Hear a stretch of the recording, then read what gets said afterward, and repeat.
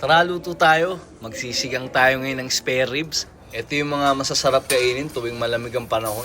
Ngayon na lang ulit tayo nakapag-upload ng video. Kasi nakakatamad talaga kumilos kasi nga malamig. Kaya tara, lutuin na natin to. So ayun na nga, tapos na natin igisa yung mga pamparomatics dyan. Ilalagay na natin dyan yung spare ribs natin.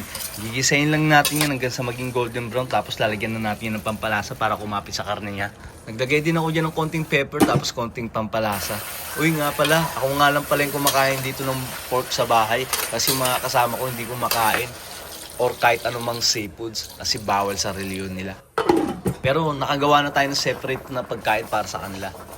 Kaya yan, tara, tuloy lang tayo sa pagluluto. So nalagay na natin yung pampaasim natin at napalambot na natin yung karne. Naglagay na din tayo dyan ng sitaw at talong at meron tayo dito yung cherry bell na radish. Wala kasi ako makitang radish na katulad na sa atin. At syempre yung huling gulay natin, yung kangkong.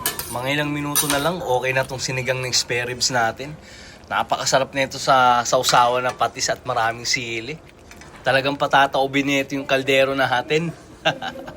Kaya tara, kain tayo. Spare ribs na sinigang para sa cooking ideas natin.